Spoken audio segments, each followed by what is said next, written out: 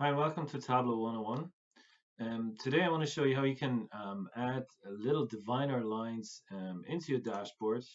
So for example, if I want a section of this bit, what we can do is we can, for example, drag in a blank sheet, right? Um, and then change the layout of the sheet to say background being black.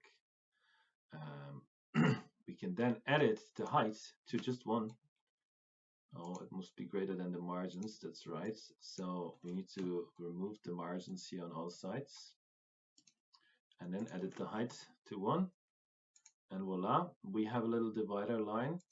Now it's probably a little bit too small, so we'll just make that maybe a 4. There you go. So now you can see the little divider line. And you can use this for anything, really. I hope this helps you. Thank you so much for watching. Don't forget to like and subscribe to the videos.